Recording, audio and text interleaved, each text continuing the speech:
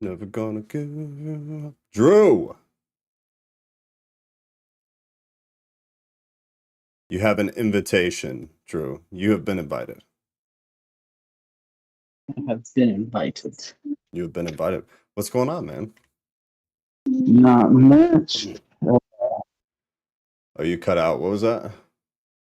Oh, not much. Just waiting on this, trying to get the kids ready for bed so that all she's got to do is get them in there. You been busy? Yeah, always doing something, man. Yeah. Talking about today, or just in general. In general, yeah. Oh shoot. Yeah, no, in general. Yeah, that dull moment. How's work been? It's good. We need somebody else to be up there with me. They've been like trying to find random people, but Really? I was by myself a few days, which was crazy. Like But completely by yourself? well, no, I was the only tech, I guess. There was a nurse, but there's supposed to be like 2 or 3 of us at least. I was gonna say, isn't that like kind of not safe? Yeah. Okay, all right. Just want to make sure Oh, I had the right good picture. night, Randy. Yeah, it's got to be at least 2 people in the building minimum. Okay, yeah, that makes sense. Man, that's rough. Yeah. And you're still I mean, on there's nights, cameras right? everywhere. No, I'm days. I mean, at 6:30 in the morning to about 7:30 at night. Okay. Dang, dude, that's a long day. Yeah, it's not too bad. It goes by really quick though. Like when they're in school, it goes by fast because I mean, you get there, they eat breakfast, get ready to go to school, and they go to lunch, and they go back to school. Then they Yeah, do RT, like they go play or whatever, and then they do their like treatment or group therapy with their therapist. Then it's dinner, that makes and sense. then That makes then they sense. shower, then they go to bed. Yeah, So hey, I mean, yeah, as long as it goes by quick. TikTok, you guys got to go to YouTube. You're not going to be able to see or hear anything. So you can sit there and listen to me talk. I don't mind. But it's probably going to be a little bit boring. Go to YouTube, same username. We're going to have stuff up on the screen, and there will be other people talking besides me. Okay. you are the best part, Joe. This is just not true. It's only become less true as things have just gotten so much more interesting. A lot of voices recently, man. I don't know. Thursday, I don't know. You weren't there, but Thursday was wild. This last 2 weeks we talked about like souls. That shit was deep, man. Very deep stuff. Ugh, Very interesting. I miss it. I know, dude. I miss having you around. Ghost. There he is. The gentleman who takes my brain into such wild holes for rabbits. It's insane. It's crazy. Oh, lovely. YouTube's already given us a hard time. Here's the funny thing is I feel like it just makes up numbers with the bit rate. Ghost, I just threw one to you. I think you can come up on your own, but just before I forget. I like that. Holes for rabbits. The holes for rabbits, yeah. The way of saying it. The holes for rabbits. It's wild What, stuff, Drew? man. They're easy to go down. Throws carrots at you. Yeah, well, it's like cannon fodder of carrots in 1,000 different holes. They're easy to go in, but they're not so easy to get out. That's the problem, yeah. Navigating once in there is tough, and trying to get out is damn near impossible. And I haven't You need heard like that a rabbit hole GPS, and it's in like Alex Jones's voice. That's exactly Tells you which way to go. That's exactly it. That'd be great. 68. So Ukraine really is joining NATO?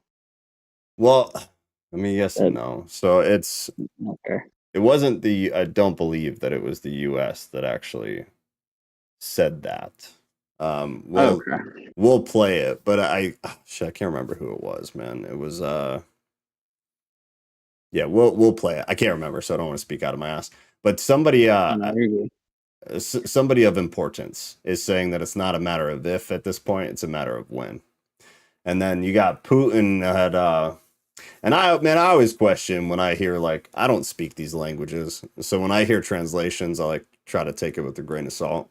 But apparently Putin has said some stuff too about how it seems like we're beginning to cross the line. We being NATO. So we'll see. Oh my gosh, I got a story. If I have a minute. Yeah, go.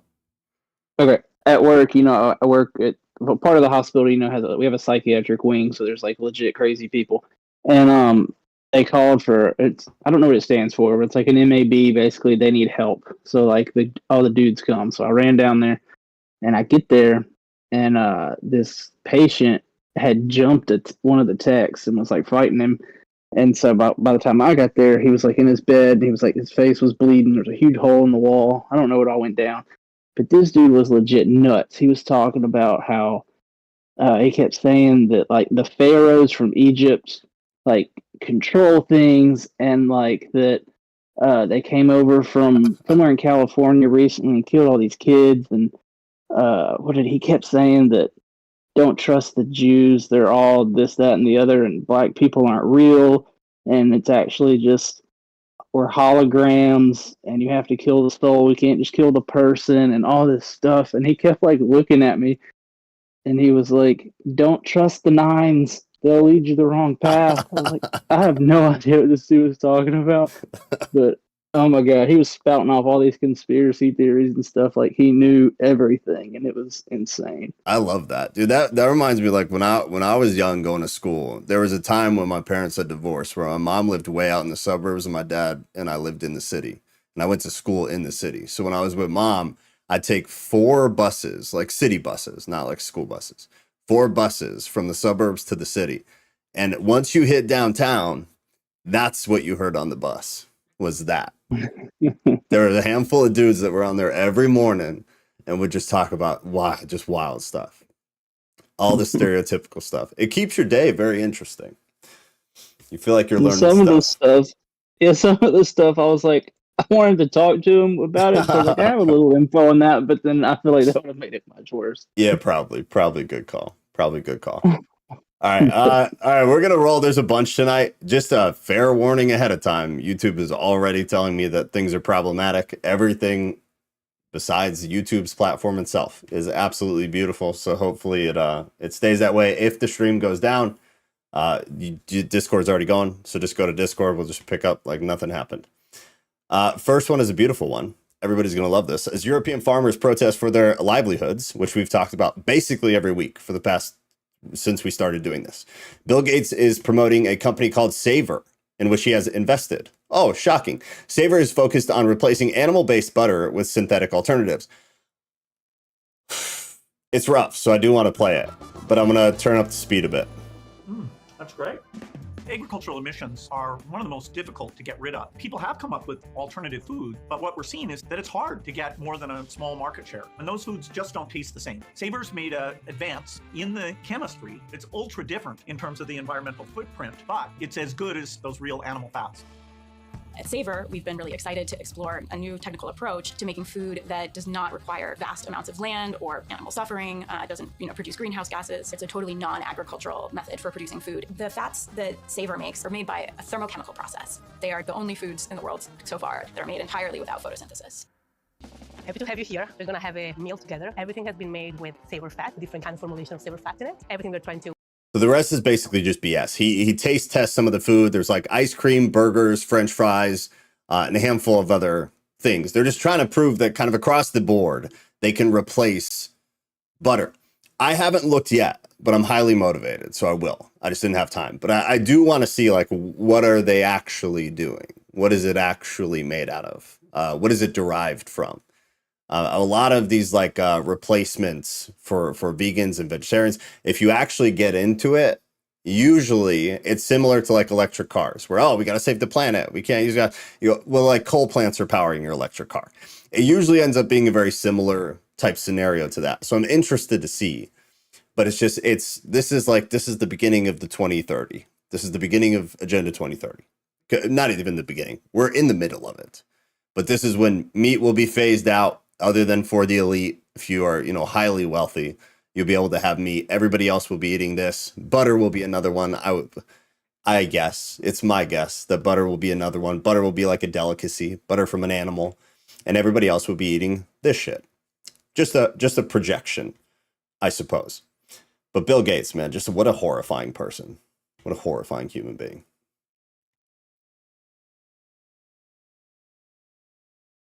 Oh, God.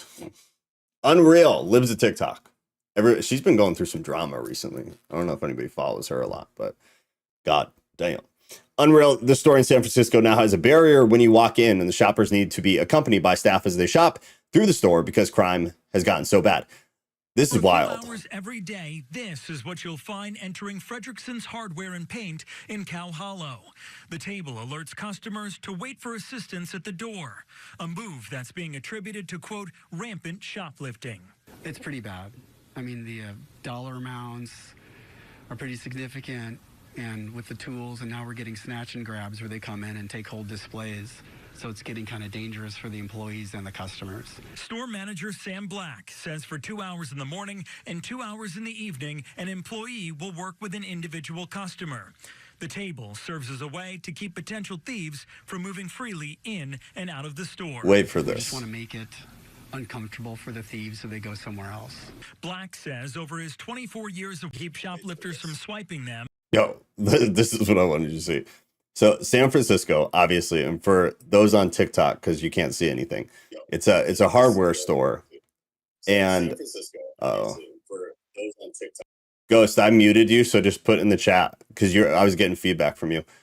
San Francisco, it's a hardware store that like San Francisco, New York, a lot of hardware stores and things like that will sell other stuff too. So like this is kitchen equipment. They've got some pans here, but they literally have them bolted to a stud, a 2x4 that is to the rack, to like the pegboard on the wall. So what the employees have to do is they have to bring tools with the shopper. So each shopper is escorted individually by an employee because stealing is such a freaking problem. They will take you as the shopper in one-on-one. You have a chaperone. You'll go find the items you want. And in most cases, they literally have to use a tool like a screwdriver to take a lock off to hand you a frying pan. This is absolutely insane. It's crazy that this has gotten where it's gotten. And I just can't imagine where it's going. And the conspiracy part of me thinks like, what if this is also just kind of a part of the plan? I know that it is in other arenas, but on more of like maybe like a childlike thought of it is, will there be a day where you literally can't access products at all as the shopper? You'll have no access to touch products. I see a world where like at some point, and some stores are already doing it, like at Amazon in a lot of cities, where you'll go in and there'll be an employee in the front. Everything is in the back. There is no front end of a retail store anymore. So you go in and you talk to the employee there and they have a tablet and you find your products on a tablet. You order them basically in person, and then the employees go and fetch them. Everything is in a warehouse. There is no floor anymore. So like shopping doesn't really exist anymore.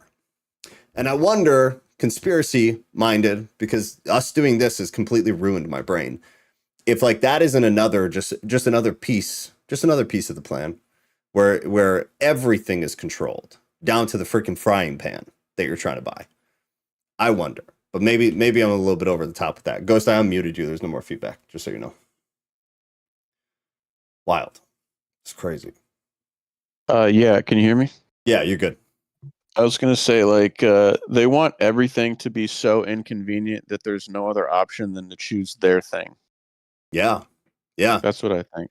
And I mean, that'll definitely feed to products, right? So like, I mean, they've killed small businesses, another small piece of the plan. And then you have, only not only really at this point, but at some point it will be mostly like big organizations only. So then the only manufacturer of frying pans, you won't even really have an option. Like, you need a frying pan? Cool. Here is a frying pan.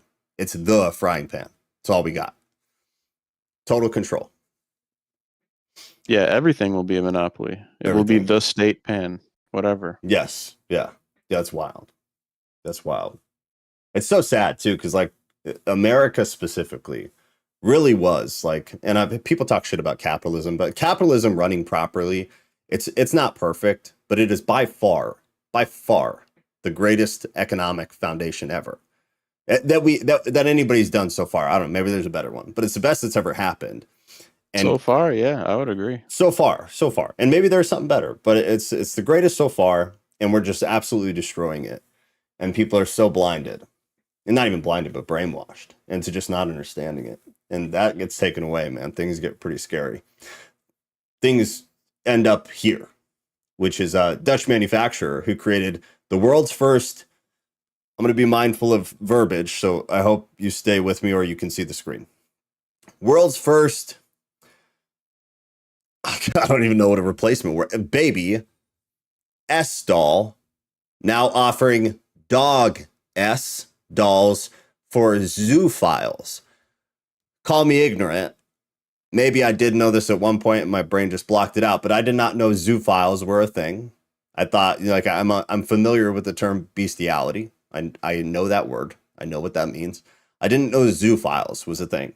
I don't care to Google it, but how it differs from bestiality, you can Google yourself. But a Dutch manufacturer is now, who was creating baby S dolls, and that's exactly what you think it is now offering dog S dolls. And there's a picture here of two, at least there's diversity in breed. But for $2,800 US dollars, you can get a dog to make sweet love to. The industrial. I could kind of see that taken up. Our most recent admission at work, the reason he's there is because of S with a real dog. So Really? I mean, like, yeah, I know it's been around, like it's sadly, it's got a history. It's got a pretty long history, actually, but I would wonder what the statistic, like if statistics were trustworthy anymore, I would wonder how much more of a problem is it? Like, how many people are searching this on the internet or on certain, porn websites and stuff? How many people are just doing general SEO searches for things that have to do with animals and intimacy? I would guess that those numbers have just absolutely gone through the roof. And I don't blame, the things like furries and stuff get brought up a lot. I don't personally, I see a difference. The furry thing is not for me. I can't understand it for the most part.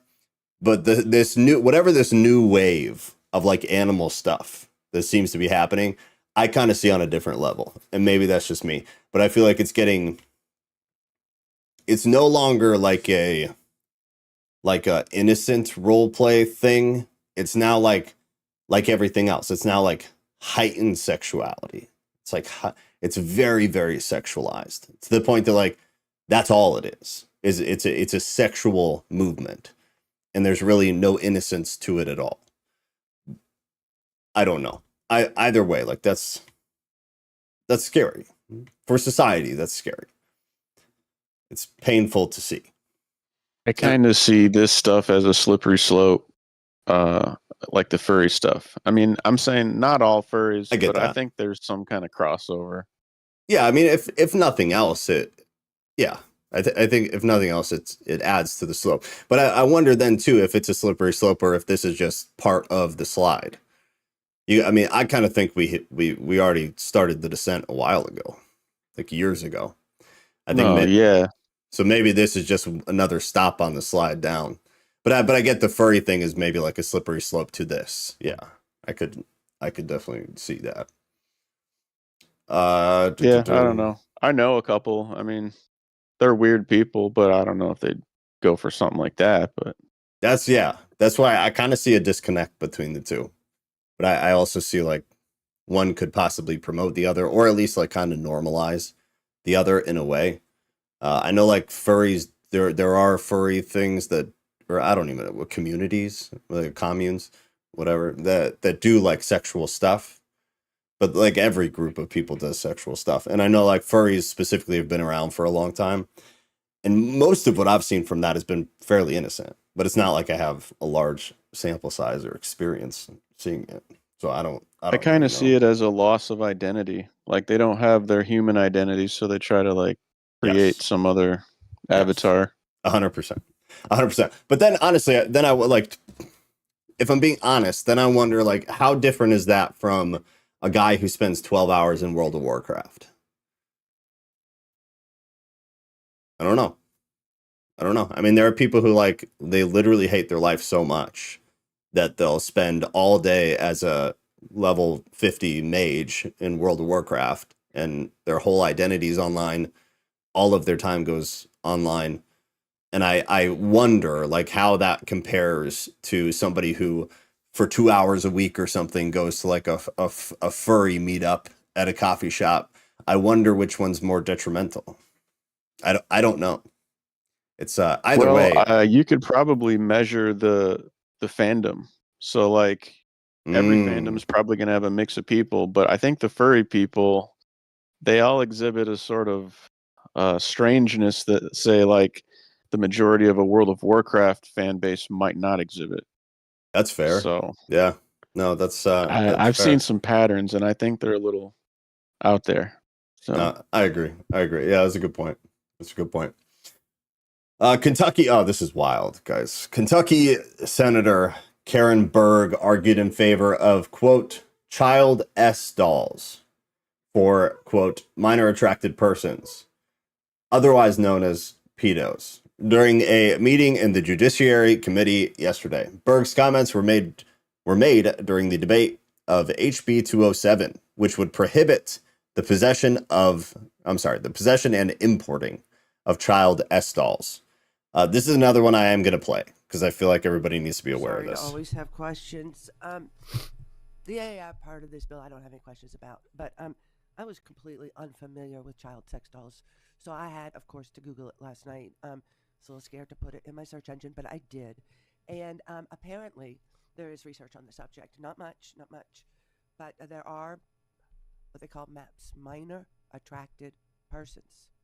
And the limited amount of research that's done on these dolls, guys, suggests that they actually, for people who are attracted to minors, that these dolls actually decrease their proclivity to go out and attack children. That it actually gives them a release that makes them less likely to go outside of their home. And what was interesting is the research did not support the same conclusions for people who were adult attracted using dolls. That did not diminish their proclivity to engage other people, but for those with the... So I'm just a little concerned that, and like I say, the research is not very good, it is not comprehensive, but the research that is out there is conclusive. Equivocally conclusive. I actually disagree, and I'll let Representative Okay, respond thank you. if she'd like. We've got expert testimony who shared testimony by letter with this committee several years ago when I filed the bill, and gave an updated letter to Representative in support of her bill, which says the exact opposite. How about that? It's all coming together. I mean, people were calling this, 3-5 years ago, that this would just slowly start to bleed in like everything else. It's definitely part of slippery slope theory. And for whatever reason, the past like 2 weeks, and maybe it's algorithmic for me, but this stuff has just been shoved down my throat. All the number of times I've seen minor attracted persons in the past couple of weeks destroys every time I heard it over the past couple of years. It seems like it's really picking up speed, which is concerning. It's very concerning. That's very controversial though, man. This idea of like, if you give a pedo a doll, does that keep them away from trying to fill that need in reality, thus keeping kids more safe? Or are you feeding into the problem and then pumping them up more to go out and try to seek that in reality? I don't. To be Yeah, honest, I don't know. What do you think? I don't think it'll help at all. If anything, for a limited amount of time, few weeks, Yeah, few months, maybe. But then they're gonna be like, there's something better out there. there's something better. Yeah, yeah. That's kind of like that's where I default to. But then I wonder too, like because it's happening across the board, right? Like with AI now, you can and I've now read this in depth because I didn't really believe it or understand it when I first heard about it. But with AI, you can now have like I'm trying to think how to say it. Cyber sex, I guess would be the most pro-social way to say it. Cyber sex, where like you can have sexual conversations through text with certain AI models, and apparently the number of users is insane. When I was looking at the stats for them, there's like a handful of major companies that are running these websites where you can have text sex with AI. And I was like, okay, well, yeah, people are definitely doing that, but I had not an inkling of an idea of what the true number was. And then I saw the true numbers and I was blown away. So I wonder, how does that relate? Are these people who are getting off from AI rather than people, are they then going to go seek people, or are they going to say, well, this is good enough? And then what if in the case of this, they have the doll and they have an AI version that still fits their personal proclivity, which is sick, but then they're getting everything they need. I wonder if the combination, does that actually keep them away from the real I don't know. I mean, like, we have no long-term data on any of this. My first thought is that hell no. I think it's a terrible idea. I think you're kind of feeding the problem. But I don't know. I could be dead ass wrong. Maybe between AI and something physical, maybe it's enough. Because I mean, there are a lot of people that are talking about, like, even just normal guys who are having a hard time dating and thus having sexual encounters are just saying F it, and they're abandoning women altogether. And they're going for the doll route, and they're going for the AI chat route, and they're like, I'm good. This is all I need. It's some wild shit. I think anytime something is normalized, so like when we breach a certain threshold where so many people are in these AI pods, and they're just kind of like video games now. Like, video games didn't used to be this popular. Yeah. So eventually these AI pods are going to be super popular, but I feel like it's going to be seen as more cool or genuine to get something in real life. So you can do the AI thing for so long, but then it just seems fake to you because you know that there's a reality out there. And yeah. I don't think it's going to placate these people long enough. I think it will for a time, but the novelty is going to wear off. So you think it'll work, but it'll have an expiration. Yeah, big time. Interesting. Yeah, it'll be interesting to see how that all falls, man. Unless we can incorporate some, like, Neuralink stuff to where it's indistinguishable from reality. Yeah, that's true. That's true. Yeah, the minute they start really nailing down the metaverse and nailing down, I mean, think about when sex robots become a thing, when they're much more realistic, and when the most important aspect to it, to me, I think is the progression of AI. Because when I use AI a lot because I'm very interested in it, and honestly, it helps with a lot of the work that I do. So I use it, and I hit a lot of hiccups with it, and I have a lot of problems with them where I have a hard time getting them out of the mental trap that they're in and leading them back into having a functioning conversation. So I can only imagine how frustrating that would be, like, sexually, if you're trying to, like, sexually gratify yourself and you're talking to this AI and you can't get it to do what you want it to do. But I think once they, like, master that, and the AI seems to have a personality that adapts to you and learns with you and remembers you, and they perfect that.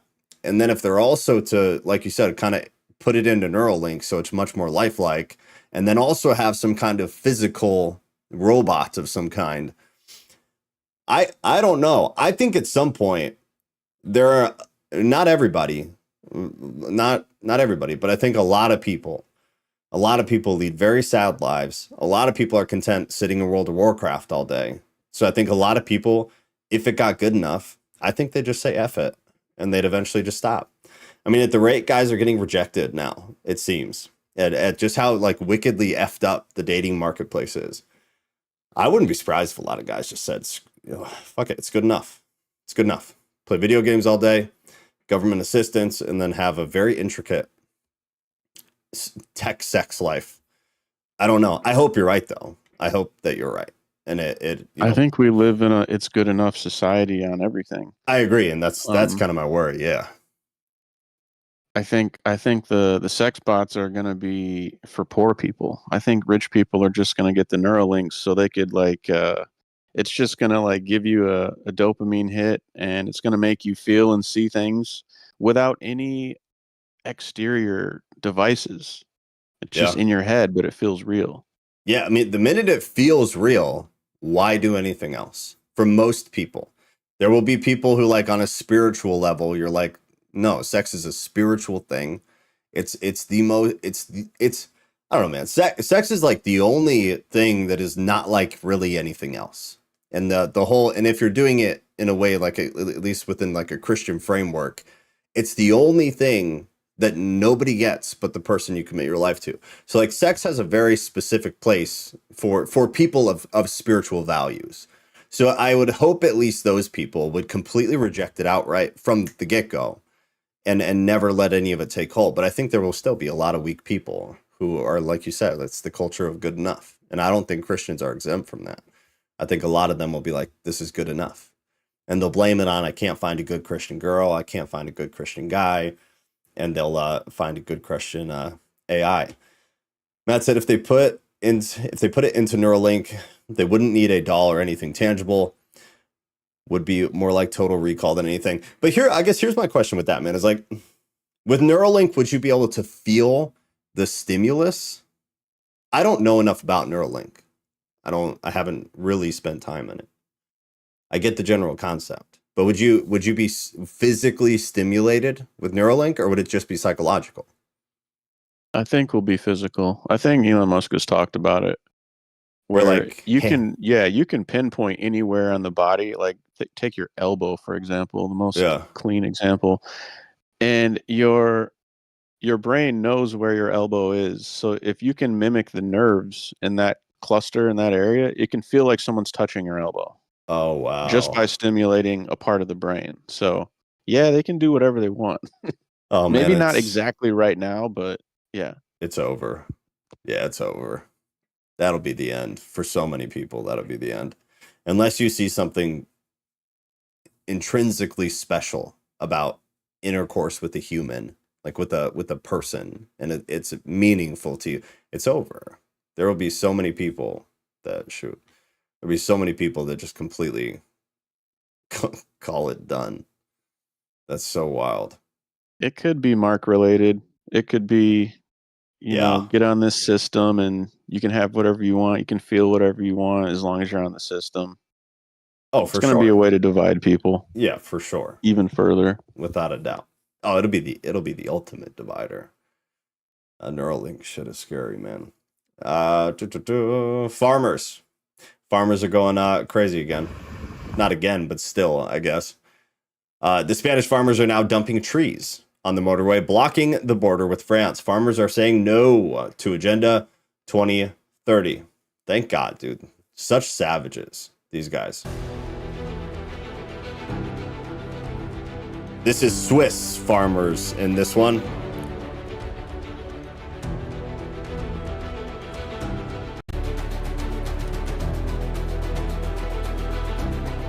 SOS.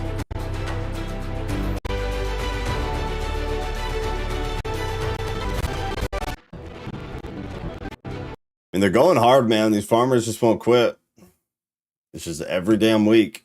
Just more and more and more. Makes me wonder how that's all going to end. They're getting violent, too. There's a bunch this week about police beating a lot of the farmers, but none of the videos showed enough context, so I wasn't comfortable showing them. It just shows the police kind of attacking the farmers, and I wonder if the farmers were kind of getting feisty too. So I left them out, but you can search them if you're interested. Pope Francis, gender ideology is today's worst danger. This is super interesting. If you are, for those of you who are here all the time, because when we did the Thursday stream about a month ago, it was a 2-part about culture, and then we also covered it on one of these Saturdays with the Pope allowing blessings for same-sex unions, I believe is the word that they used, but not marriages. So this is nothing against Catholics, but I have an issue with Rome. I have an issue with the red hat wearing Catholics, the red shoe wearing Catholics out in Rome. They're always playing both sides. It's this really sad, embarrassing, childish attempt to keep everybody happy by saying we're still Christian, but also we need culture to be on our side. And they've always done this. They've always done this. And this gender thing and homosexuality and all this stuff it's always been the same. So today, the worst danger is gender ideology. This is a quote, which erases differences, he said, underlining that he has asked for studies to be done, quote, about this ugly ideology of our time, which erases differences and makes everything equal. To erase differences is to erase humanity. Men and women, on the other hand, stand in fruitful tension with each other, he said March 1st. I find this interesting because did something change? This hasn't been what they've been pushing. They've been walking the line for sure, but this is strong language. That's what's different about it, in my opinion, is just the choice in words. The worst danger is gender ideology, which erase differences. He said, underlining that he asked for studies to be done about this ugly ideology. It's strong language. It's language that honestly I wouldn't use because it's to a point it's unnecessary. You can get the same message across without being so strong if you're trying to appease both sides. So I wonder what's happening. And I wonder if the Vatican's going to continue to come out with more of a firm stance against the push in gender ideology. I wonder what the motivation is, because this has not been Rome's stance since this all got popular. It's a hard push in one very specific direction, and I find it very curious. So it'll be interesting to see kind of where that lands. You never know what's going on with the Pope, man. He's all over the place all the time. Baseball. I mean, I guess. Support the right to farm. Oh, yeah. Man, they take the food away. It's game over. High school. Oh, Jesus Christ. Wait for this. High school raises $152,830 by having students, you read it right, baby, lick the toes of donors. This is disgusting. Deer Creek School District's full statement below. This afternoon, Deer Creek High School announced a grand total of $152,830.38 raised for Not Your Average Joe Coffee, an organization created to inspire our community by including students and adults with intellectual, developmental, and physical disabilities, according to their website. This total was raised through a week of events and activities at both Deer Creek High School and Deer Creek Middle School, all designed to bring our community together for an extremely impactful organization. On Thursday, February 29th, 2024, Deer Creek High School hosted an assembly called The Clash of Classes for students who paid to attend. During this assembly, 9th through 12th grade students volunteered to participate in various student-organized class competitions in the spirit of raising money for NYAJ. All participants in the assembly were students who signed up for the games. They played ahead of time. No Deer Creek faculty or staff participated in any of the games during this Clash of Classes assembly. Many dedicated students gave generously of their personal time to achieve this momentous accomplishment, which will serve communities beyond the boundaries of Deer Creek. We would like to thank all the patrons, businesses, and sponsors who contributed to the success of this year's wonderful week of fundraising. Why they gave this statement is because the minute this video hit social media the other day, everybody lost their freaking minds. The assumption, myself included, because I saw it right when it broke, was that these are teachers. Why? Because it kind of looks like it is. It kind of looks like the people sitting down are a bit bigger than the people laying down, literally licking their bare feet. But the school says it is not teachers, in fact, so here.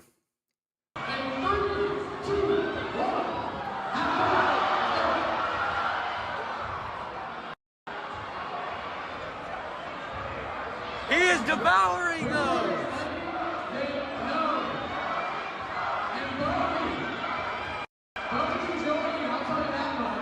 That's it.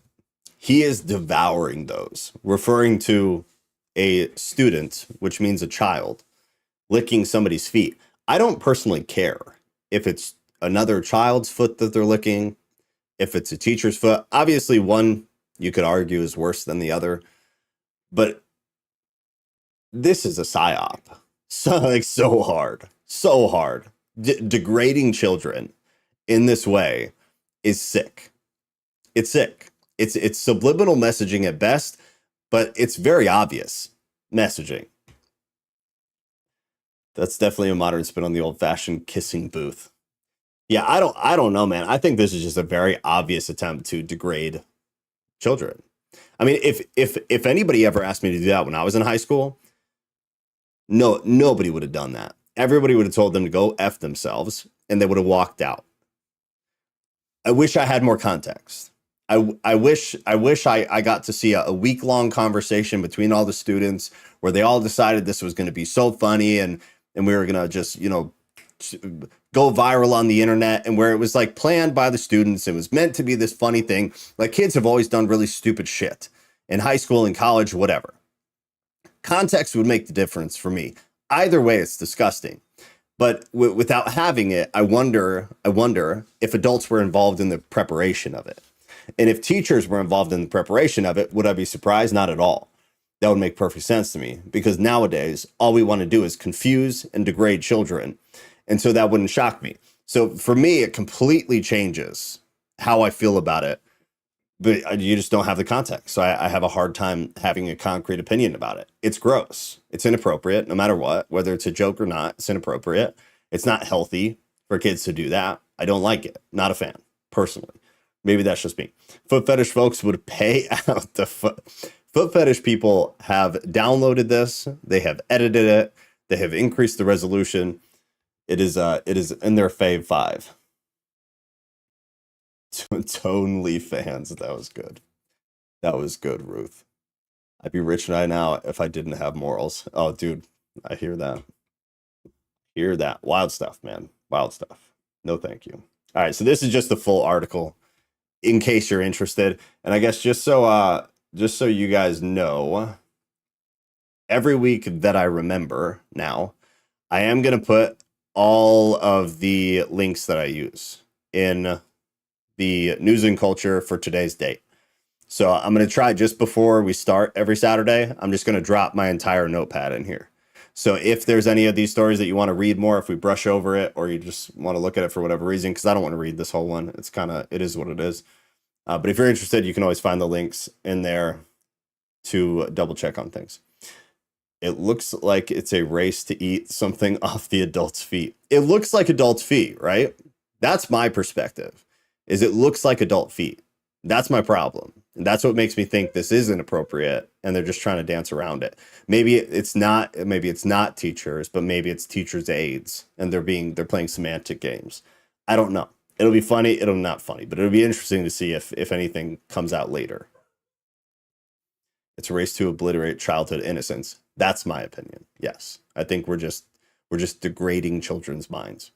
Ireland is ready to erupt. Pedos out is a quote that these individuals are screaming. Scenes at Kildare, where an alleged rape of a 7-year-old girl by potentially more than one man took place.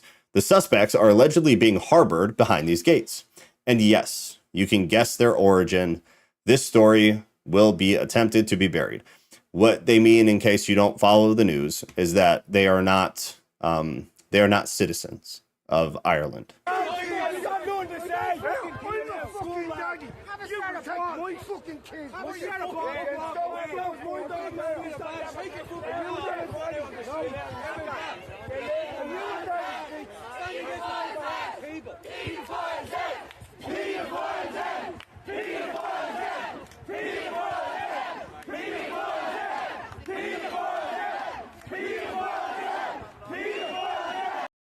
They're saying pedos out, pedos out. Apparently, several men reportedly physically sexually assaulted a 7-year-old girl. A 7-year-old girl. These people were not Ireland citizens. They were not Irish citizens, and which obviously makes them migrants. They were illegal aliens in the area, and the locals are obviously very upset. They're being harbored behind some gate in some gated community. I don't have any more details. All I can tell you is that this is wildly common right now in the news. And again, algorithmic, who knows? Doesn't seem like it though. It seems like assault, both sexually and non, but physical in either case, from people who are not native to the area in all of these countries that have open borders right now. These numbers are just skyrocketing. The number of assaults, both sexual and non, are skyrocketing. And there's more of this here in a bit. But it's wild that it needs to be a conversation to me. It's crazy that it even needs to be talked about. It's crazy that it's happening. Koch network pulls funding for Haley as billionaire backers take stock of humiliating GOP primary defeat in her home state. We don't really need to read this. I just want to make sure everybody is aware of it. Americans for Prosperity Action, the influential conservative organization backing Haley, this will be Nikki Haley, who is running against Trump and is getting destroyed, has decided to cease its financial support for her campaign. So she's having funding pulled. CEO Emily Seidel announced on Sunday that the group's political arm needed to reassess its spending priorities following Haley's defeat in South Carolina, which happens to be her home state, if you don't know. Despite expressing support for Haley's ongoing efforts, Seidel said the group believes that external backing would not greatly impact her chances of victory. What this means is that her financial donors, her financial backers, no longer think she has a shot in hell. So they're pulling funding. That's really all there is to it. New Netflix just dropped a new 4-part documentary series about the CIA, FBI, and DOJ and their history of silencing journalists to cover their tracks. It's by far one of the best series from Netflix in a long time. The Octopus Murders trailer. I'm not going to play it because it's long, but it's the link's in there. You can Google it. I haven't watched it, but I'm definitely going to. I'm very curious to see what they actually cover, how honest it is, if they show receipts. Good news, nonetheless, that I guess these things are being outed in one way or another. I just wonder how truly honest they are. You know, I'm very curious about that.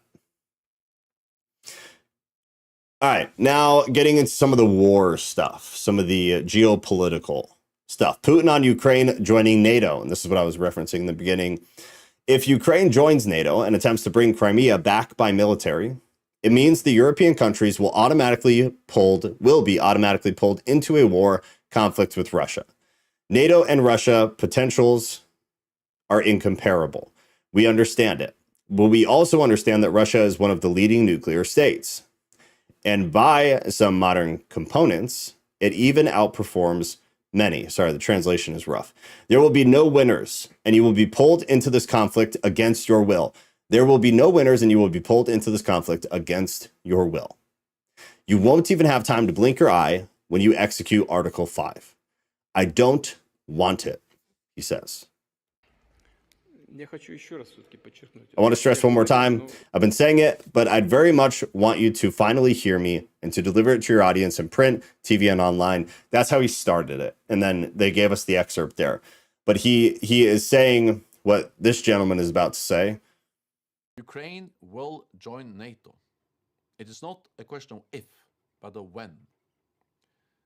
As we prepare you for that day, NATO will continue to stand with Ukraine for your security and for hours. Okay, I do want to point this out though. So pay attention. The fact occurred in February 8th of 2022. So this was around the time of the beginning of the conflict.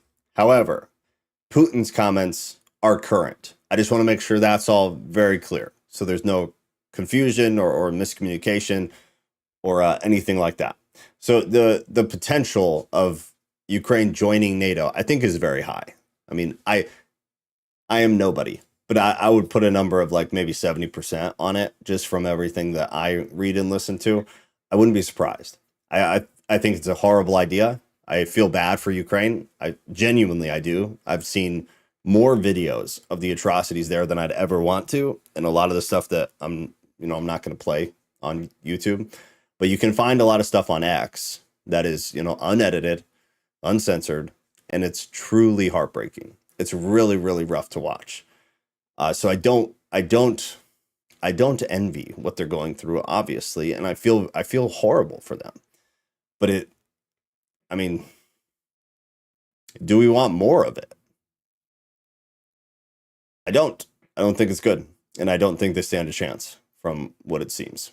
I don't think they stand a chance in hell from what I'm seeing. Russia responds to Germany's planned attack on Crimea. Quote, "This is a complete shame and loss of face for Germany, showing its new colors: deceitful, vile, aggressive, ravenous, and Russophobic. Germany is no longer the country with which Russia signed friendship treaties in the 90s and 2000s. The analogy with the 1930s is inevitable. This is a soft threat, in case you didn't pick up on it. Germany is no longer the country with which Russia signed friendship treaties," meaning they're null and void from their perspective. Images from Ukraine's attack on the Crimea Bridge. Germany military officials reportedly plan to attack Russia's Crimea Bridge, aiming for strategic and political impact, stressing non-direct involvement. Quote, "The target is not only of military strategic importance, but also political good. We can't be seen as directly involved. How would this not be an act of war?" the author asked. This was also interesting. So if you have time, it's about a 5-minute audio clip. It's interesting. If you're into this type of thing, it's definitely worth taking a quick listen to. "The CIA approves everything released, so I doubt it will give details of consequences." See, that's my problem. That's my problem. Whenever people talk about like that Netflix documentary, they talk about like, oh, the FBI exposed, the CIA exposed. I'm like, yeah, how exposed can it be? Like it has to be approved. It has to be approved. So they're exposing what they want to expose. So is that really being exposed? Or is that you being fed? You're being fed something. I've always found it kind of ironic and kind of like it's illogical. It's a silly concept to me. If that was like a documentary on X, and even on X, it got taken down, and it starts this chain of piracy, essentially, where you can get it on the Pirate Bay. You got to use a VPN. It's on Facebook for 2 hours, and then it gets taken down. The account gets deleted, and you have to race to try to get this documentary. Then I would probably believe it. But if it's on Netflix, I'm not inclined to think it is worth anything at all. It just seems like a joke. How can a peace treaty be signed unless all-out war breaks out first? I mean, a peace treaty could be signed between Ukraine and Russia, right?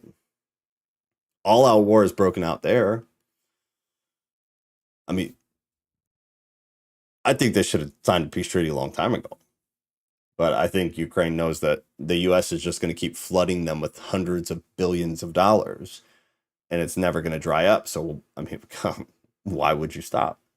But they're losing the next generation of Ukrainian people. That's the sad part, is like women are now on the front. Women who otherwise wouldn't have been are now on the front lines in Ukraine. There are reports of men literally leaving to go to work and being essentially kidnapped by the military forces and then being sent to war, sent to fight for Ukraine. There are reports that the next generation of men are basically gone, meaning they're going to have a serious population problem. Like in a way, it could lead to like the extinction of Ukrainian people, in a minor way, but it certainly could. That's horrifying. That shouldn't happen. That should be a concern for Ukraine, obviously first, but for if we as the U.S. are saying that we care about them so much, and that's all we do is we just love the Ukrainian people and we care about them so much. Okay, then like worry about the fact that they might not survive this. Worry about the fact that they might not exist as a demographic. You should be trying to preserve the demographic. You're sending the entire next generation of young men to go die, not to go fight, to go die, because that's what seems to be happening. It's really sad. It's really, really sad. I have a great first copy of a book called CIA and the Cult of Intelligence from the 70s. The first book they tried to stop and were unsuccessful. All the parts that they wanted redacted. Interesting. That's cool. So like stuff like that interests me. And I still, like, I'm a cynic at heart. So I'd probably read it and be like, meh. But I would love to read it. I'm sure it's really interesting. And I'm sure a lot of it is true. Blacked out sections the author left in the book so you can see what oh, cool. Death cult in full swing. Yes. Yes. All right. Oh, God. This is Lieutenant Colonel Bree Fram, a trans U.S. Space Force official, spoke to the U.S. Air Force about inclusion and demanded everyone to respect LGBTQ people and use pronouns. The world is laughing at us, the author says. This comes from Lives at TikTok. And here it is. I hear leaders talk about providing everyone with dignity and respect like it's an aspirational goal. That's not good enough. Dignity and respect is the bare minimum. It's the floor of where we can be. We must set our sights higher and focus on intentional inclusivity because there are still far too many people out there, not just LGBTQ individuals, that feel marginalized, shut out, or discriminated against. So for all of you out there, I ask you to set out your symbols of pride, share your pronouns in your email, particularly if you're a person who doesn't think they need to. Initiate difficult conversations about racial and gender barriers, and share a bit of your vulnerability in a way that draws others in. You all have the power to take intentionally inclusive that was actions good. To ensure the multiple perspectives that we know make us stronger as we devise winning warfighting strategies get heard. Here's the thing. First thing for me is always, I don't care if somebody is super into this cultural wave of the trans thing. I don't care if somebody is trans. I don't care if somebody's gay. I've never cared. I don't care at all. But I care about like priorities being shifted. I do care about that. I care when like the military becomes an organization of tolerance instead of an organization of security.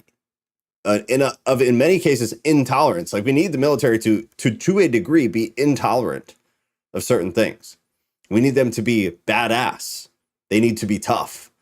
And if you're trans and you can be a bad motherfucker, I'm totally cool with that. I have no issue with that at all.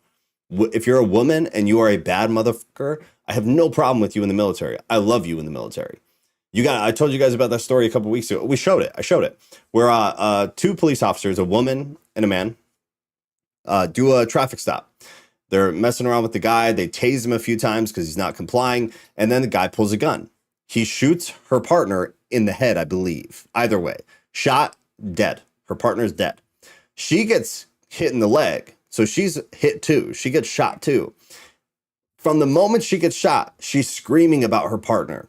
She calls in for backup. She gets away from the shooter, finds a little bit of safety, and she just keeps asking about her partner. As soon as backup arrives, it's all about her partner. She's bleeding, shot in the leg, and she doesn't give a shit. All she cares about is her partner. That's what we need. It's not about whether you're a man or a woman, in my view. It's not about whether you're trans or gay or straight. I could not possibly care less. but I do care about priorities. And like, if your job is to protect and to kill when necessary, as long as you can fulfill those duties, I don't care. Put the pronouns in your email, wear the rainbow flag. I don't care. It's priorities. As long as priorities are right, and I'm allowed to also feel how I feel and espouse the things that I do and believe the things that I do, then I don't have any problem with it. But this thing where like the military is now, the priority has shifted. That's really it. The priorities have shifted, and I have a problem with that. Ghost, that was really funny.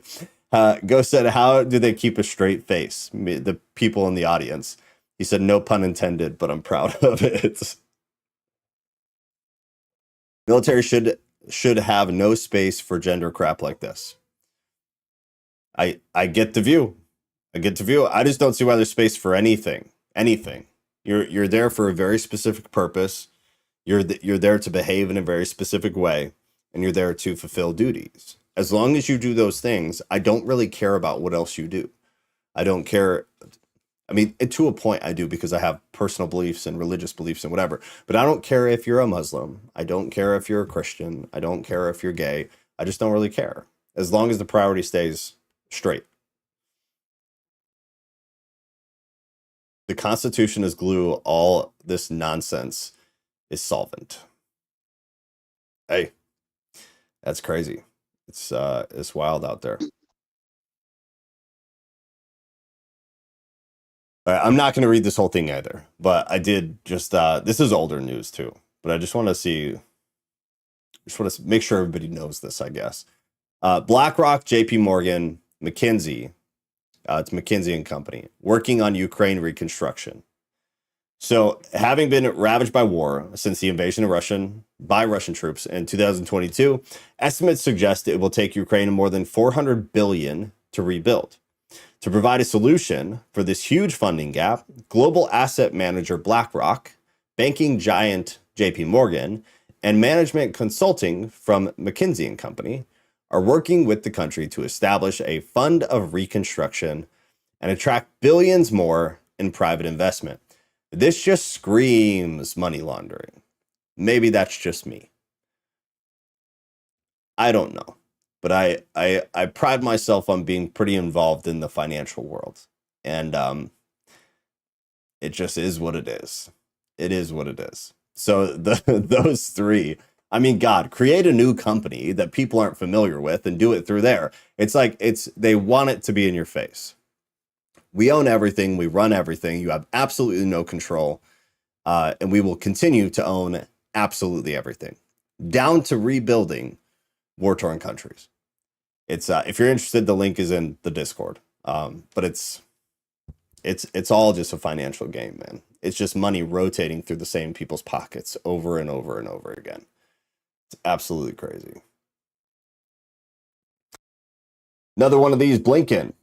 Don't say mother or father. You may offend someone. Never mind U.S.-backed wars around the world. Let's focus on pronouns. This is Anthony Blinken. Staff, he cautioned against using gendered language. The list of do not use phrases include manpower, you guys, ladies and gentlemen, mother, father, son, stepdaughter, and husband, wife. He also warned staff against pressuring coworkers to share their pronouns, which can include Z and Zer. All right, let me pull this back up. So Blinken warned staff not to say manpower because it's gendered, you guys, gendered, ladies and gentlemen, gendered, mother, father, gendered, son, daughter, husband, and wife, all gendered. So these very general, like you guys specifically, has pretty much always meant it was collective. We even talk about it on Sundays when we do Bible study. There are Greek terms that express guys, meaning men, and then there are Greek terms expressing guys or saying guys, but it is still about the collective. It's terminology. It's not. It's that one is it's so general. Manpower also so general. It's not ever used in a gendered way. Ladies and gentlemen, those are gendered, and the rest are. The rest are. But what? Again, priorities. I feel like we have bigger problems. We have bigger problems. And if somebody is offended by something, I feel like they can just say something. And for the most part, people will try to respect it and try to respond in a respectable way, in a respectful way. But to try to like bar free people from saying mother or father or son or daughter or husband or wife, I could at least understand the argument against like ladies and gentlemen. I don't agree with it, but I can understand it. But to try to remove mother, father, son, daughter, husband, and wife, what do you say? I honestly have no idea. I tried to think about it. I have no idea. I don't know what would be an appropriate replacement that would appease somebody who is offended by those things. I don't know. And then do you change the entire language of a country for a very small portion of the population? I get like trying to make people not be offended. Obviously, I don't think people should be offended to begin with. But I can still get trying to not hurt people's feelings or whatever. I can get it. I can understand it, I guess. But to try to do this is wild. Like, yeah, this is where we get birthing persons. Ruth said it. Birthing persons. No. Like there's a line. There has to be a line. I won't make fun of you. I won't be rude to you. I won't disrespect you. No way. I'll always show you respect regardless. But to try to force things to change to that degree that I can't talk about my daughter, nah. No. There's a line. There has to be a line. The massive flood of illegal immigration is due to 94 executive actions by the Biden administration. Until those executive actions are revoked, claims by Biden that he wants to address illegal immigration are a bold-faced lie. Here you go. Because we need more forces on the border. I don't have the authority to do that. Ah, he doesn't have the authority to do that. However, he can execute 94 executive actions since being in office that would open the border. But he can't close it. I got it. I mean, it makes sense. Very logical. Breaking: Border Patrol have arrested multiple illegal immigrants with drug cartel connections and child S trafficking convictions, meaning they were caught, and not only caught, but convicted. Background checks showed S offenders, child predos, and drug traffickers crossing the border still think there isn't an immigration problem.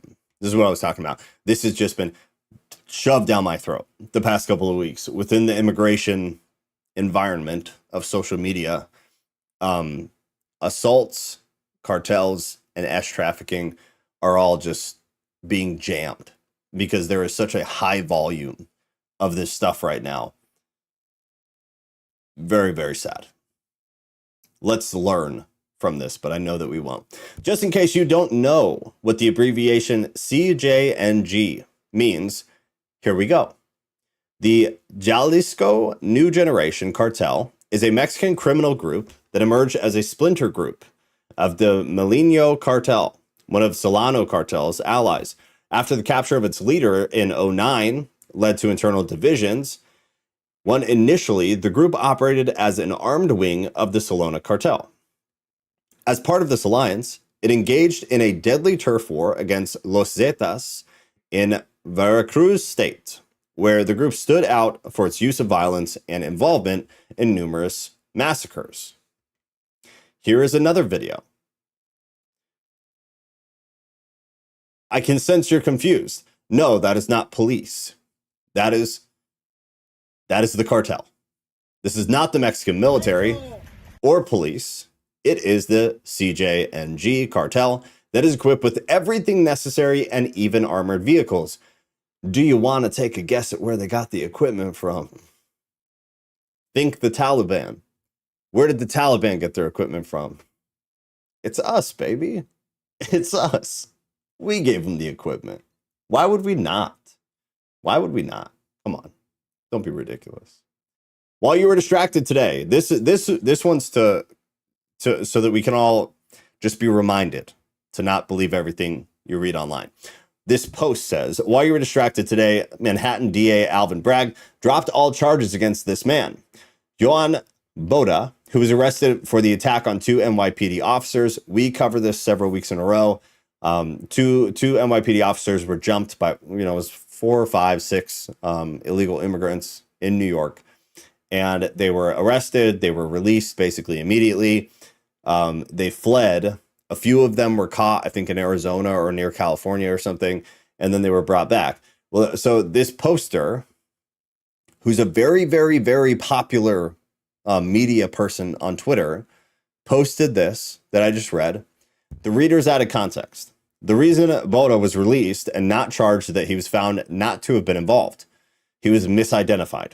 The real culprits are detained and are facing charges, which I looked into and seems accurate. The thing that I wonder about, though, is that he was doing this middle finger thing that he's doing. If you watch the full video of this is when they were getting released the first time, I believe, and they were all doing it, which makes me just wonder. It makes me just wonder if maybe he was involved, because it seemed as though, and I don't know, this is total speculation, but it seems as though he knew the other guys when they all got released together. So was he misidentified, or is he just getting off? I don't know. Either way, a media personality saying this all definitively, I don't like, because that's misleading. I don't like that. So just learning moment for everybody.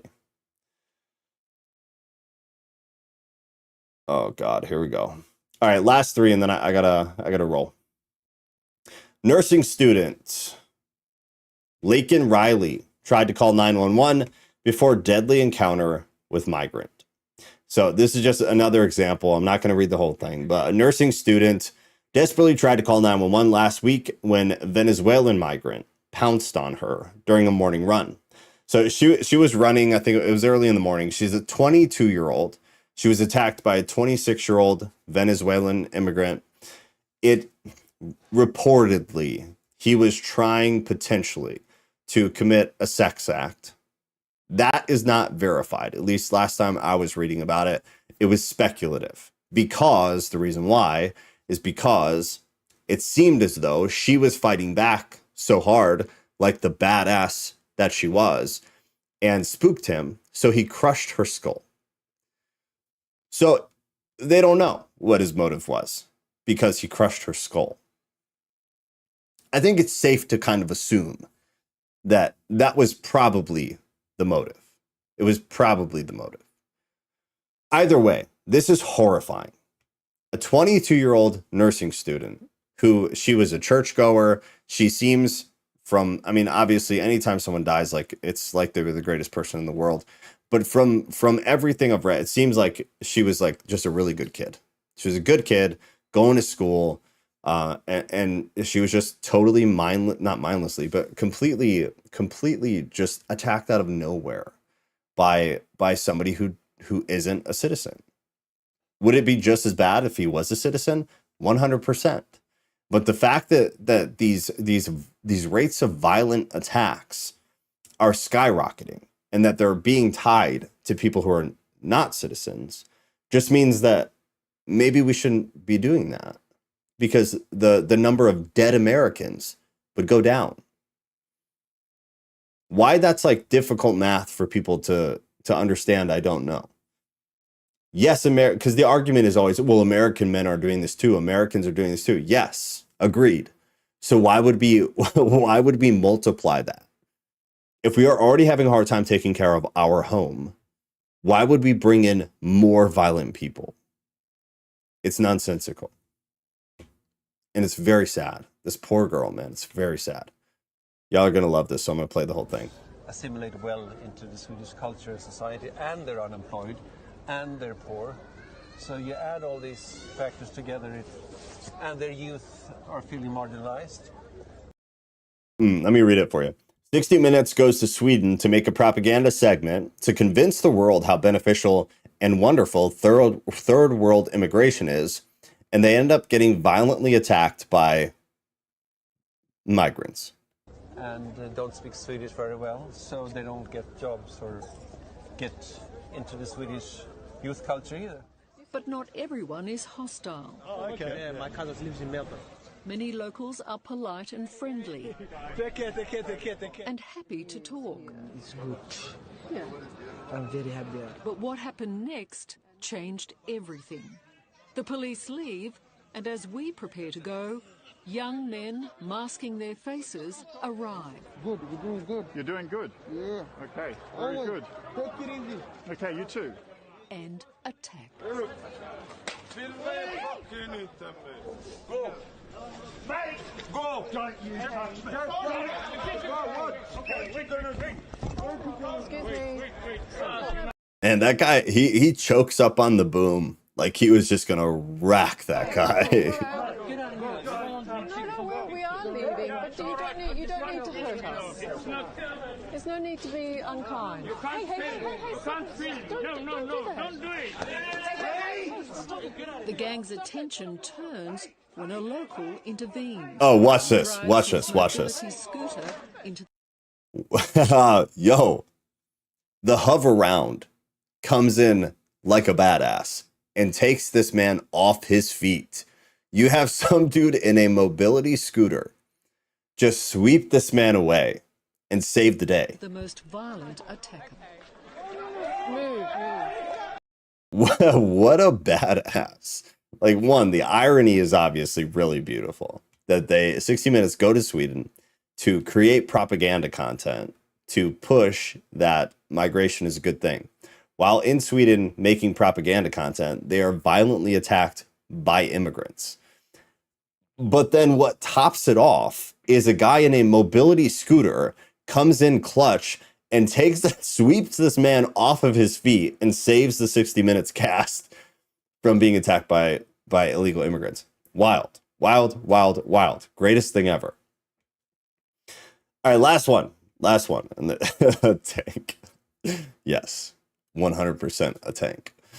Breaking. A criminal from El Salvador was arrested today for unaliving a 2-year-old kid. He is in our country illegally. He's been here since 2022 and has a long criminal history. ICE requested to detain him in 2023, but local woke courts released him from custody. How many more people need to die before Biden does something about our non-existent border? I don't want to read it because honestly, it's really, really sad. So again, the link is in the in this section on Discord here. I just dropped everything. It created a text file because it was too long, I guess. But all of these are in there, so if you want to look at any of them, you definitely can. Looks like Drew threw some stuff in here too. Louis Chaparro, journalist with a $60,000 bounty. Oh wow.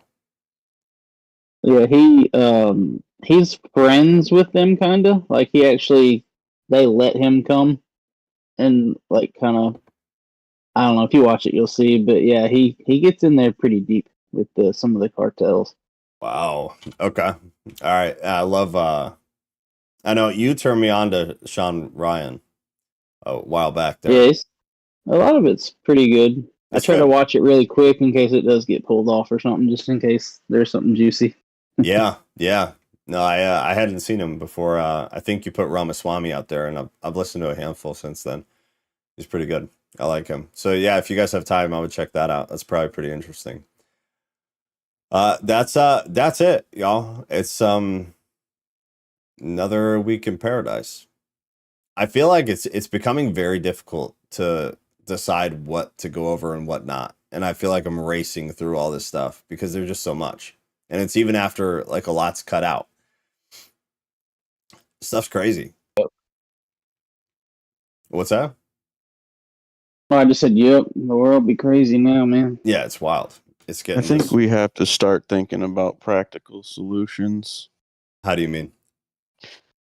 I don't know, just for our own personal life, maybe for our neighborhood. And I mean, because we can't really do much when it comes to like national stuff or global stuff, but just in our own personal life, I don't know, strategize. It's just so depressing to see the degradation. And it's like, I want to think about something we can do, you know?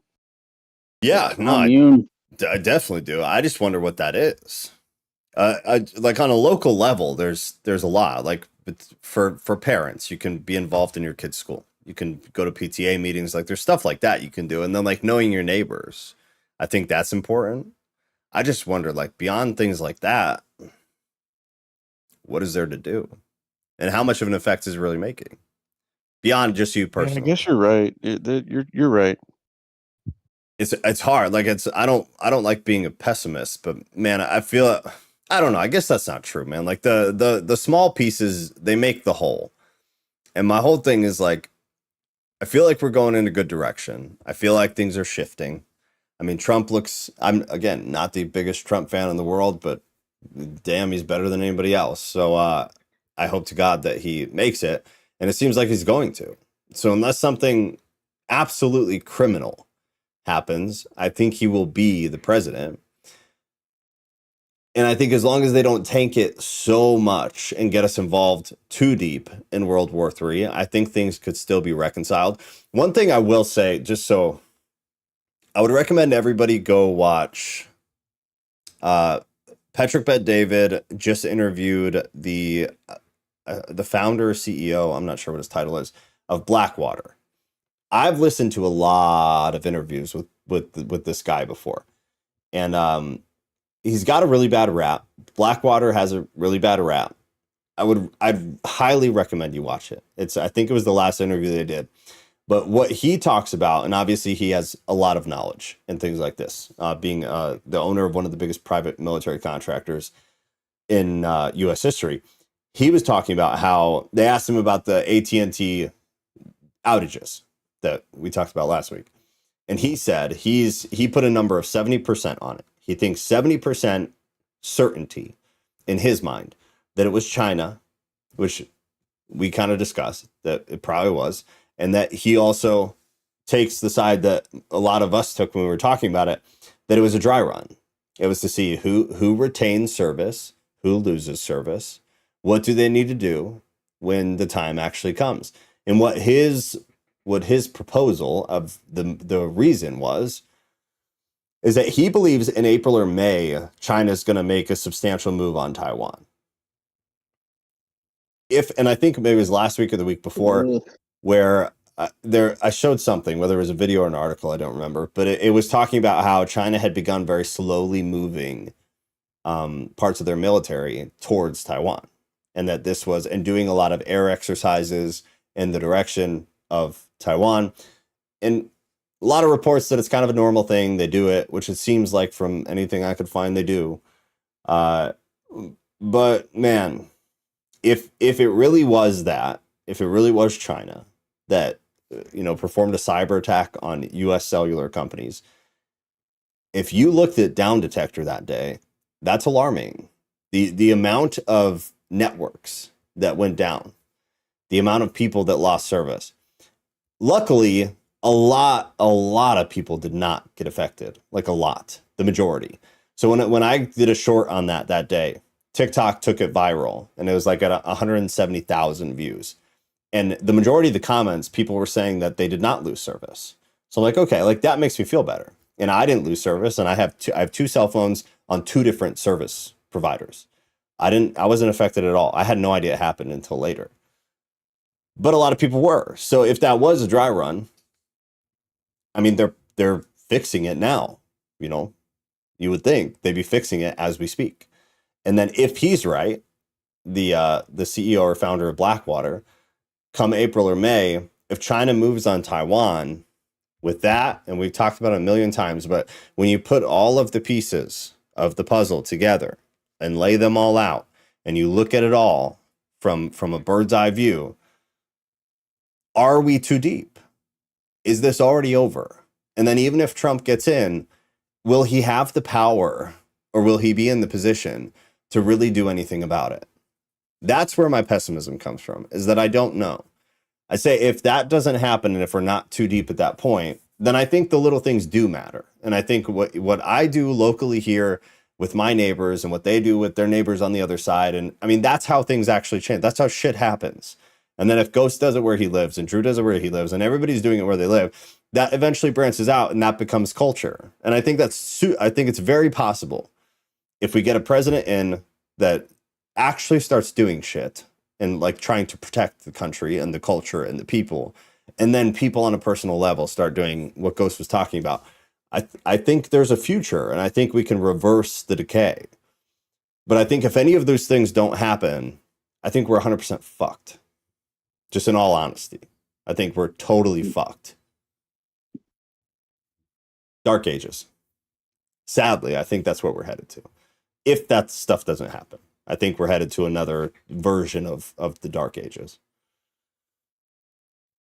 Happy Saturday. Yeah, I think I tend to agree. You think? I just don't see any other way that it happens, man. If none of those, if all of those pieces don't come together just right, because of how far this has gotten and how much of just how polarizing things have become, and how, like Ghost, we talk about it a lot on the other streams. Just like we can't even talk anymore. It used to be that we would debate, like the two political aisles would debate. You'd have conversation. And if you go back, like I have, go back and listen to debates between, like on college campuses, between the Republicans and Democrats, whether it's college kids or it doesn't matter, but go listen to older debates. It's a debate. It's two intelligent people who see things differently, and they're debating the topics in an intelligent way. And I'm like, damn, I don't agree with the Democrat in this case for these old debates. I don't agree with them, but god damn, that was a good point. I totally get where they're coming from. That's a respectable argument. And now it's like, what the fuck are you talking about? Where are you? What world are you living in? Words don't mean what words mean. People aren't what people are. Like there's no way to communicate. And if you can't communicate, how do you solve anything? It has to be overwhelming. It's the only way I see it working. The only way this reverses is if it's one side of culture or the other has to overwhelm the other. They can't communicate and compromise. It's not possible anymore. So whether it's the Democrats overwhelming us, which they're trying to do by like putting Trump in prison and changing definitions of words and things like that, that's how they're going to overwhelm the rest of the world that doesn't agree with them. So I think if Republicans or conservatives or whatever, if they don't overwhelm the Democrats, they win. Which is not really in their DNA. Which is not in their DNA. Yes, which is very sad. Nope. Luckily, I do feel like it's been much better. It's been much better. But I think it has to happen on like a mass scale. And honestly, I don't like that. I don't like the idea of like a political party having to overwhelm the other party. Like that makes me feel not good. I don't think that's moral. But at the same time, do you allow what you believe to be the more immoral side to overwhelm you in, trying to stand for morals? It's like the lesser of two evils thing. It's rough. It's a really shitty spot for people to be in, that we feel like we have to overwhelm one another because we can't have a rational conversation anymore. Well, the overwhelming thing is basically that's war. Yeah. Because you keep trying to one up your opponent and that just escalates. And I feel like there's going to be some kind of balkanization where there's these people that start these communes or whatever in a state that's cool with it. And then they grow. I don't know how they grow. I guess you apply to get in, or I haven't really looked into it, and then how big is too big? I just feel like there's just going to be these camps that form. Yeah. And it's going to form like some kind of confederation or something. I don't know. I'm just trying to like war game the future because it's not working. No. I think what's the one, man? There's an organization, I don't know what it's called, but I see it as an organization that does that. They have like communes all over the US, but they're actually, yeah, it's Tim Pool has had this guy on. You know who I'm talking about? Do you have like long hair? Yeah, I think so. Yeah, I think I know. But I can't remember what they're called, but something ranch. They were called something ranches, and they have them, I think a handful from coast to coast. And yeah, maybe that's it. But I mean, at the same time, dude, like if a radical party, either side, if overwhelming is how this happens, I mean, what would stop them from overwhelming a little ranch? even if it was fortified. I mean, I don't think any of these ranches stand a chance against like the U.S. government that's captured by a radical left wing. I don't necessarily either. I mean, because, tanks and whatnot, look at Waco. Yeah, But exactly. if all of these ranches are somehow like networked in a way, and they're all like one entity, that would be harder to take down, I think. So yeah. I mean, like, but maybe that there's a requires chance. so much coordination. So much, and so much firepower, and so many people. Like, I don't. If you have the whole U.S. government, do you think that there's any chance they make? I guess if it Well, grows, I think we're if it gets big stretched enough. thin. So I mean, that's true. That's true. And then if these camps, I guess, if people flood into them more, then maybe it does kind of level out. Yeah. I mean, the interesting Just thing is start like, asking them what a woman is, and then you'll break them down. yeah. that's the first question to get into the door. Yeah, that's that's what it'll be. Is like there'll be like a list of questions you have to answer, and that would be the first one. Yes, I think it's the concept of civil war is very interesting because of just how the split would be, because it's obviously not like the Civil War where it wasn't perfectly geographical, even though people kind of talk like it was, but it was largely geographical, where it was kind of north and south. Here, it wouldn't at all be like that. It would be downtown versus the suburbs, downtown versus rural, which is really interesting. And the even more interesting thing about it is that the reality is like there's no way the cities survive. The people in the cities will wage war against each other because resources will just be cut off. Which I don't want that to happen, but like if you're on the side of rural suburbs, which in this case, would be like the right, then the cities are screwed. So the cities are going to be like natural selection. Yes, their gangs are going to form, and then there's going to be a lead gang, and then maybe like a competitor gang that's second, and then they're going to send raids into the suburbs. And yeah, exactly. Oh man, but that'll be it's it. Crazy. That'll be it. And everybody outside of the cities will, I would hope, would kind of all be kind of on the same side. I'm sure factions would happen, and like there would still be some kind of turf war over resources and things like that. But at least ideologically, that's one side. But I don't know, man. Yes, wargaming that whole thing out it's sad. It's sad and also kind of. I just think the cities they'd implode. I think they'd kill each other. I don't think many would survive at all. I think it'd get really rough really fast, unfortunately. They're not built for it. But the strong would survive. I just don't know how many of them there would be. And then do they stand any chance once they get out of the city? Unlikely. Unless rural and suburbs really faction off like too much and don't, stick together to some degree. But if all of the suburbs and all of the cities stick together, I don't think, I'm sorry, if all the suburbs and all the rural stick together, I don't think the city stands a chance at all. I think they'll be so dwindled by the time they get out of the city. Well, ultimately, at that point, if there's no food being produced, I mean, sticking together is one of those funny concepts. Like, if there's no food, you're going to have to send out raiding parties, and then the raiding parties are going to fight each other over the supermarkets. I mean, it's just crazy, man. In the beginning, yeah, but then so play it out a year, play it out 2 years. So if the suburbs join forces with the rural, and I mean that would be farm, right? Like where I'm at, contrary to what people have in their head, it's predominantly farms, and then you have Chicago, but it's predominantly farms here. And then if you have all that, and the suburbs, like where I am, meets up with the rural, the farms, it would be rough in the beginning, like for sure, because nobody knows what the fuck is going on. Everybody's very confused. Everything is very messy. But down the line, why, like you're producing food right now enough to feed the city and then enough to feed other states. So I would think once things settle down and some order is found, the farms here alone, like we'd have more food than we could eat because we're not exporting. You know what I'm saying? Like all that food is here. I mean, I agree. That's going to be a IRL sees the means of production kind of deal. Yeah. I just We're gonna think have to like guard the factories. Exactly. Guard the factories, guard the farms, and I think once stability is found, I think you're good.